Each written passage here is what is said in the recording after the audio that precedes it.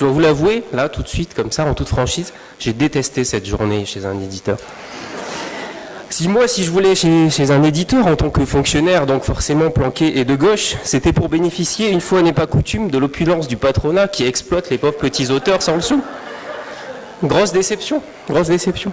J'imaginais des locaux fastueux en centre-ville de Grenoble, avec moulures et parquets. Non, éditeur, quoi. Donc je me suis retrouvé en zone industrielle au pied des montagnes. J'espérais une rencontre avec un auteur star au milieu d'exemplaires vendus, mais je n'ai trouvé que des enseignants engagés et passionnés dans leur matière, qui publiaient en sciences humaines et sociales ou en apprentissage de français langue étrangère. Donc du FLE. Parlons-en pire, j'ai même découvert qu'il existait du FLI. Non. Français langue d'immigration ? Non. D'intégration, c'est mieux. C'est ça. Donc voilà, un éditeur qui, au lieu de vouloir faire de l'argent en séduisant le public avec des livres plus ou moins futiles, ils essayent d'aider des étrangers. Je pense qu'ils n'ont pas compris dans quelle époque nous vivons. Hein. Donc aider des immigrés à apprendre notre langue, répondre à la culture française, de cette façon-là, ça me semble passible de poursuite dans le cadre de la nouvelle loi. Il faudra vérifier. Mais je me demande si je ne vais pas les dénoncer par rapport aux immigrés illégaux, tout ça. Je ne suis pas sûr. Alors donc, au lieu de nantis, j'ai dû passer ma journée avec des éditeurs engagés, se battant pour leur survie, fourmillant d'idées dans le cadre original d'une coopérative. Donc je reviendrai sur la coopérative. Ça me paraît assez 68 arts au niveau... Enfin, on est dans la Startup Nation aujourd'hui, donc ça me paraît pas du tout collé. Donc, loin des petits fours, j'ai eu droit à un paquet de questions triviales qui, en plus, m'ont rappelé fortement mon propre métier, ce qui était franchement désolant. Gestion des stocks, gestion des factures, contrat d'édition, diffusion, distribution, communication, gestion attentive du budget. Où était le glamour ? Alors j'ai cru le trouver quand même un moment avec l'aspect commercial qui lui pour le coup est une vraie découverte par rapport aux bibliothèques, mais il y avait trop de qualité de dialogue et d'échange et de proximité avec les libraires et les différents partenaires. Ça m'a pas paru suffisamment exploité. Donc j'étais un petit peu déçu par cette bonne relation dans ce cadre-là. J'ai quand même eu un sursaut d'espoir au niveau du distributeur qui lui m'a paru plutôt pas mal, il se fait des bonnes marges, donc là j'étais assez content, il me semblait que j'avais trouvé mon méchant capitaliste, mais on n'a pas développé la question. On a parlé best-seller, et là je me suis dit, ah chouette, best-seller, grand auteur, 400 000 éditions vendues. Je me suis dit, ah là, ça me parle, ça va être sympa. Petit traité de manipulation à l'usage des honnêtes gens. Bon. C'est un livre de psychologie appliquée, pas du tout sexy, avec des vrais chercheurs sérieux et tout ça, qui ont juste eu l'excellente idée de faire un titre accrocheur, et ça a fonctionné. Déception utile. Donc du coup je me suis dit, mais...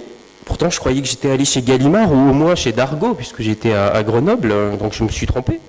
Donc j'ai vu que j'étais au PUG, donc j'avais pas fait attention. En fait, les presses universitaires de Grenoble, donc là c'est la partie sérieuse, donc créées en 1972 par des universitaires, qui sont aujourd'hui le premier éditeur scientifique et universitaire de la région Rhône-Alpes et un éditeur national de référence. C'est là où j'ai compris mon erreur, évidemment.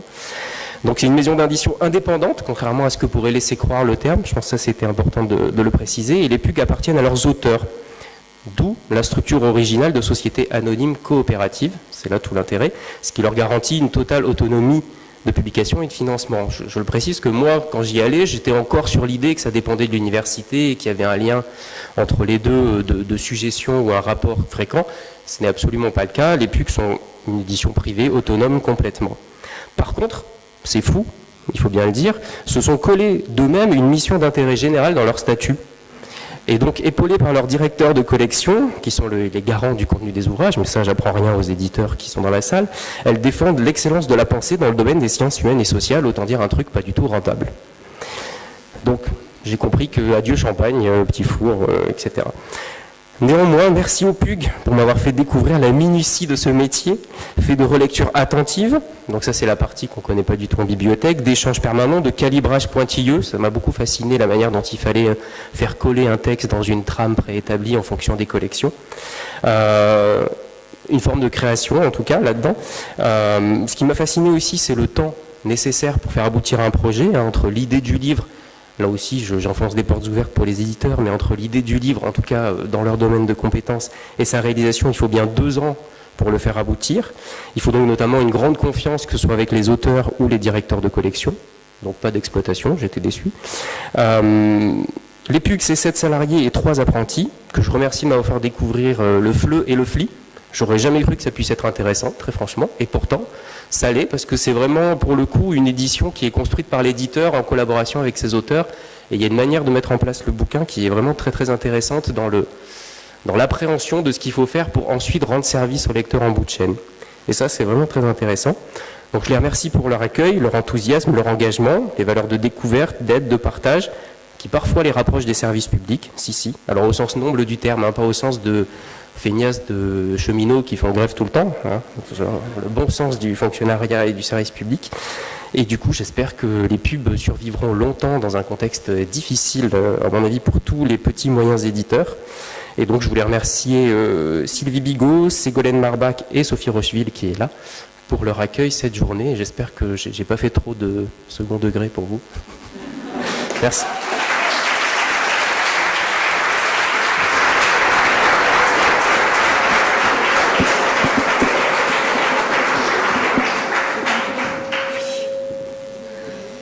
Donc, autour de Guénolé André, éditrice chez Amatera, qui a passé la journée à la bibliothèque municipale de La Part-Dieu.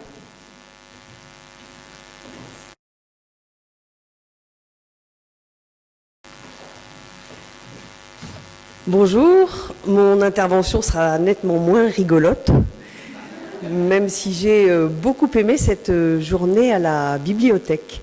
Et même si le soir j'étais vraiment sur les rotules parce que j'ai fait des kilomètres, on m'a fait visiter la bibliothèque du sous-sol avec le département jeunesse jusqu'au 14e étage du silo et je vous assure qu'on en a fait des kilomètres.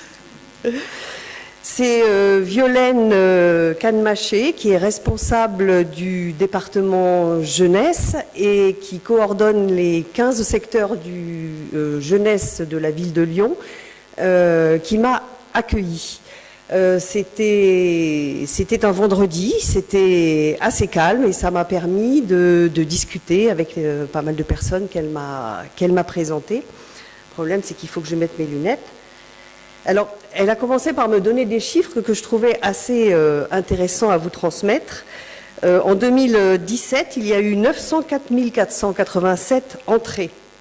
C'est la première bibliothèque de province. Et le budget de la bibliothèque est la plus grosse partie du budget de la culture de la ville de Lyon. Je ne le savais pas. Et il n'a pas diminué. Et il a été bloqué pour 5 ans. C'est bon à savoir aussi. Alors donc, le vendredi étant une journée calme, cette journée est consacrée à des réunions pour faire le point sur les actions et les ateliers qui ont eu lieu dans l'année. Dans la semaine, pardon. Je n'ai pas assisté à ces réunions, mais j'ai pu rencontrer 5 personnes, dont 4 travaillent au département jeunesse, et Noël Dronial-André, directrice des départements de La Part-Dieu, qui m'a fait faire ces X kilomètres dans la journée. Alors, les discussions que j'ai eues avec ces différentes personnes m'ont montré à quel point elles aimaient leur métier. C'est une vraie passion. Et leur métier, ce n'est pas seulement le prêt du livre. Leur métier, ce sont des actions, ce sont des ateliers autour de la littérature et de la lecture. Et dans le but, sachant qu'Amatera est une édition jeunesse, j'ai surtout discuté avec des responsables jeunesse, dans le but de rendre l'enfant acteur, de l'aider à donner son opinion, de l'aider à prendre position. Et ces actions tournent toujours autour de 2 axes. Le premier, c'est la création. La sensibilisation, la découverte de la langue, de la musique des mots. Le deuxième axe est l'échange. La communication, aller vers l'autre. Et ces éléments sont toujours pris en compte quand il y a une création d'ateliers. Les actions partent soit de la littérature, soit elles vont vers la littérature, en croisant toujours d'autres formes d'art, comme les arts, comme la danse, comme les arts numériques ou les arts graphiques, par exemple. Alors, je vais vous donner un exemple d'atelier auquel je n'ai pas assisté, mais qui est exposé à la bibliothèque. C'est un atelier avec des classes de CP au CM2 autour d'une BD sur la danse, Emma et Capucine, dont le scénariste est Jérôme Hamon. Ce scénariste habite en Bretagne et il a été invité à la bibliothèque pour faire découvrir aux élèves les dessous de la création d'une BD. Donc il y a eu 3 ateliers. Le premier était basé sur la mise en page des cases d'une page de BD, c'est-à-dire que toutes les cases d'une page ont été découpées, et sachant qu'elles ont des formes différentes, et les enfants devaient retrouver la mise en page pour que la page retrouve sa cohérence. Il y avait un autre atelier qui concernait à découper d'immenses silhouettes avec leur ombre qui représentent les poses de base de la danse classique, sachant que la BD dont je vous ai parlé, le thème de cette BD est la danse classique. Et le 3e atelier était un atelier de danse qui a été filmé, et c'est vraiment magnifique. Les vidéos passent en boucle à la bibliothèque, elles sont en noir et blanc, et on sent le sérieux des enfants. Vraiment, c'est un travail magnifique que je vous invite à aller voir à la bibliothèque. Pour les plus grands, les 11-17 ans, il y a le club du Vif d'Or. Ils se réunissent une fois par mois. Vous m'arrêtez si je dis des bêtises. Ils se réunissent une fois par mois et ils doivent lire des romans sélectionnés par les bibliothécaires. Et pendant cette réunion mensuelle, ils donnent leur avis, ils ont aimé, ils n'ont pas aimé, pourquoi, ils en parlent entre eux. Et à la fin de l'année, ils votent pour un de ces romans. Ont le droit de voter ceux qui ont lu au moins 3 romans. Et l'auteur du prix est invité à la bibliothèque, et ce sont les jeunes qui préparent la rencontre. Au cours de ces rencontres mensuelles du club du Vif d'Or, on ne parle pas que de livres, ils parlent aussi de films qu'ils ont aimés, de musique, ils font des jeux de société, donc il y a vraiment un échange entre ces jeunes. Je pourrais vous parler aussi du guide du savoir. Ça, ce sont des choses que font les bibliothécaires jeunesse. Le guide du savoir, elles y participent aussi. C'est un service de 3 personnes basé sur des questions-réponses, des questions qui sont posées sur le site de la bibliothèque auxquelles la bibliothèque apporte des réponses. Ce sont des questions d'ordre documentaire qui peuvent aller de combien de personnes fréquentent le parc de la Tête d'Or en un an, pourquoi on a les doigts fripés quand on reste trop longtemps dans l'eau, ou j'aimerais retrouver un livre que j'ai lu quand j'étais tout petit, il a une couverture bleue avec un petit poussin dessus, il est carré, enfin, et donc ces questions sont envoyées aux départements concernés, et en général ils arrivent toujours à trouver des réponses. Donc cette journée à la bibliothèque m'a vraiment enchantée, parce que je trouve qu'il y a un enthousiasme à faire toujours plus. Et je dirais, pour terminer, sur une belle parole que j'ai trouvée sur le site, la plus belle collection de la bibliothèque, ce n'est pas la collection des livres, mais la collection des gens. Voilà.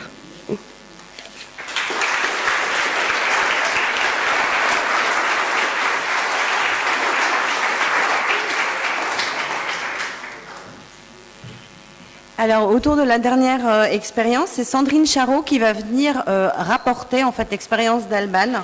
Brunel Amiot, qui était aux éditions Lieu-dit. Alban s'excuse, elle est coincée pour des raisons indépendantes de sa volonté. Bref, elle ne pouvait pas être là aujourd'hui et était vraiment désolée, mais Sandrine va nous raconter.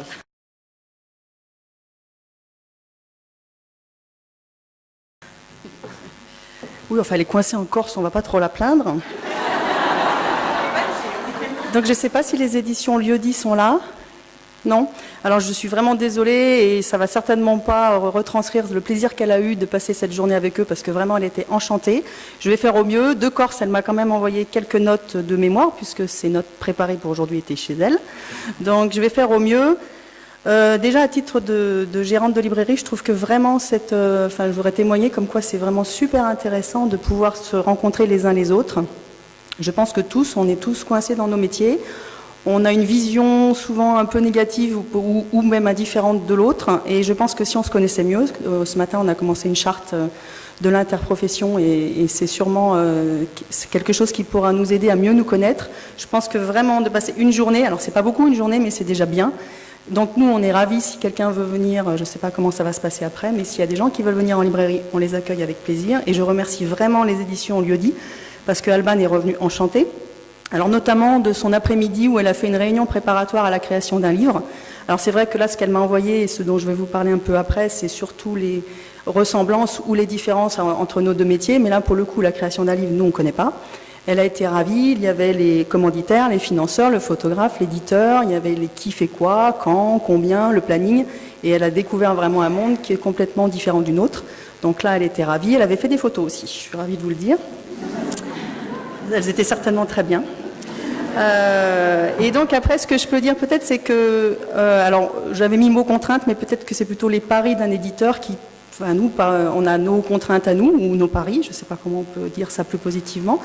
Il y en a certaines qui sont les mêmes. Bon, là, il parlait des ressources humaines en termes de complications pour un éditeur d'avoir une équipe, parce que la convention, a priori, est plus appropriée à des gros éditeurs qu'à des petits. Donc là, dans son équipe, Alain Franchella a 4 salariés et un stagiaire. Donc il faudrait certainement, j'imagine, plus de monde et c'est compliqué d'embaucher. Donc ça nous parle à nous, parce que c'est pareil en librairie. Pour dire, je ne sais pas si tout le monde connaît les livres de Lieu-dit, ce sont des beaux livres illustrés sur le patrimoine et la photo, et ils se trouvent à la Croix-Rousse. Donc ça nous reliait. Ce qui est un petit peu différent, par exemple, c'est pas vrai pour tous les éditeurs bien sûr, j'imagine, mais là eux, ils ont 80% de leurs livres qui sont des commandes, enfin qui sont des réponses à des appels d'offres. Donc c'est vrai qu'il y a tout un rapport avec les collectivités. Donc nous, on a un rapport avec des collectivités, mais c'est de toute évidence pas du tout le même. Et c'est pas toujours simple, j'imagine, surtout après avec le stock. Enfin, il y a plein de choses qui rentrent en ligne de compte qui ont l'air d'être assez complexes. Bon, le coût, donc nous, on a nos coûts à nous, mais le coût pour un éditeur, c'est vrai nous, on n'y pense pas beaucoup. Nous, quand on a trop de livres, on les renvoie. Eux, quand ils ont trop de livres, ils ont un stock. Et donc ça a l'air d'être compliqué de gérer le stock, ça je peux bien le comprendre. Surtout que c'est un pari sur le nombre de ventes, ça c'est une évidence même pour nous, mais c'est vrai qu'on n'a pas du tout le même positionnement par rapport au livre après. Qu'est-ce qui se passe après ? La visibilité dans la librairie, alors ça nous concerne plus particulièrement. C'est vrai que nous on voit peu les éditeurs. On essaye un petit peu, les éditeurs locaux, de vous rencontrer. On se voit dans ce genre de journée, mais c'est pas toujours évident. Et c'est le diffuseur. Et pour certains d'entre vous, c'est compliqué d'être diffusé, d'être distribué. Et c'est sûr que la visibilité en librairie, c'est pas la même quand on a rencontré l'éditeur, qu'on connaît ses livres, et quand un diffuseur, au mieux, vous en parle 1 minute, ou voir avec une toute petite, un code barre et une toute petite photo. C'est sûr que là, c'est moins difficile. C'est plus difficile pour la visibilité. Donc je rejoins un petit peu ce que Ronan disait tout à l'heure sur l'avenir des petits éditeurs, où il disait qu'il se faisait du souci pour les petits et les moyens. Je pense que vous êtes nombreux ici. Et c'est sûr que je pense qu'en travaillant tous ensemble, peut-être qu'on peut essayer de faire mieux, de mieux nous connaître et de mieux mettre en valeur les livres qui sont à portée de main dans notre région. Donc vraiment, j'encourage ceux qui veulent vivre ce genre de journée vie ma vie, allez-y. C'est sûr que c'est plus facile quand vous avez une équipe que quand vous êtes tout seul, mais voilà. Nous, on est prêt à accueillir qui veut. Je remercie encore et je suis vraiment désolée pour les éditions Lieu-dit. C'est pas que c'était pas bien, au contraire. Je crois qu'elle aura bien fait plusieurs journées. Mais voilà, la Corse a eu raison d'elle et j'ai fait au mieux pour la représenter. Merci.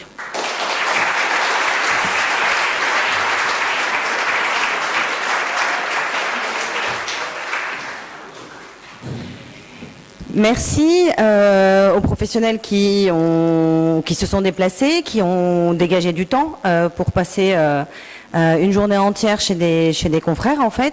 Et je voudrais profiter de la présence de 2 hôtes pour leur donner la parole, pour qu'ils nous fassent un retour sur cette journée. Tiens. Donc Sophie Rocheville, des presses universitaires de Grenoble. Oui, Effectivement, donc je vais représenter toute l'équipe.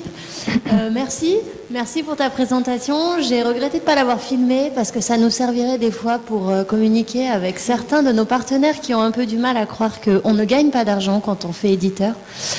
Et que effectivement, si on est dans une zone industrielle, c'est aussi parce qu'on a beaucoup de stock et qu'on a beaucoup de problèmes de logistique et que donc être au plein centre-ville de Grenoble, ce serait compliqué.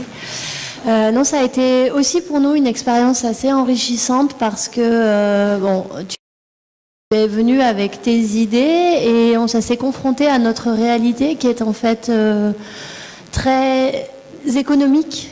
On a vraiment besoin de vivre, de survivre dans un modèle coopératif. On est, donc tu disais, une société anonyme coopérative. Je préciserai qu'on est une SIC depuis début d'année 2018, donc société coopérative d'intérêt collectif avec l'idée derrière, peut-être trop 68 arts, je ne sais pas, on va voir, de réunir au sein du capital, c'est un gros mot, des PUG, l'ensemble de la chaîne de valeur de notre maison, c'est-à-dire ça va des auteurs, directeurs de collection, jusqu'à, on espère, peut-être des libraires, peut-être, on avait essayé avec notre diffuseur, mais a priori là, on est tombé dans du trop grand capitalisme. On essaye aussi, voilà, de réunir certains acteurs publics autour de nous, et je pense que ça rejoint parfaitement le discours que tu as tenu tout à l'heure, et cette façon qu'on a, nous, de faire notre métier qui est vraiment à part, je crois, des éditeurs plus classiques et des autres éditeurs universitaires qui ont la chance de ne pas avoir de problème de budget, ce qui n'est pas notre cas. La parole à présent à Noël Drenial-André pour dire un mot très rapide sur l'accueil de Guénolé. Oui, mais ce sera un mot d'autant plus rapide qu'en fait, ce n'est pas vraiment moi qui ai accueilli Guénolé, mais bien Violaine Comaché, comme elle l'a dit au départ. Et moi, j'ai eu le plaisir de passer une petite heure avec Guénolé, simplement pour dire que moi, ce qui m'a fait vraiment très, très plaisir dans l'échange qu'on a eu, c'est vraiment ta réaction de dire, c'est extraordinaire, comme les bibliothécaires, justement, ce que tu disais tout à l'heure, aiment leur métier. Je crois que ça, c'est vrai. Je crois que c'est vraiment un métier de... Alors c'est peut-être beaucoup dire, métier de vocation, mais c'est qu'il y a quand même quelque chose comme ça, et je crois qu'on continue encore aujourd'hui à exercer notre métier avec une forme de militantisme que personnellement je trouve vraiment magnifique, quoi. Ah, voilà. Et ça m'a fait très plaisir. Donc merci. Est-ce que certains d'entre vous ont des questions à poser aux professionnels qui ont découvert d'autres métiers ou pas? Ou des remarques négatives, c'est vraiment très beau là, cette espèce de concorde là, d'harmonie. Il vous a vraiment pas énervé au PUG, au Renan là? Non? Pas du tout. Ok, bon bah.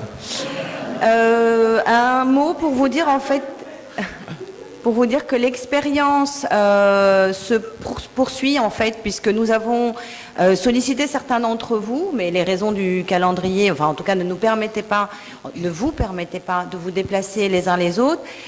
Si certains d'entre vous sont intéressés pour aller découvrir le métier d'éditeur, de libraire ou de bibliothécaire, ou inversement accueillir l'un de ces métiers, faites-le nous savoir.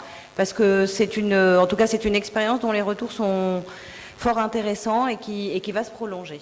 Voilà, merci.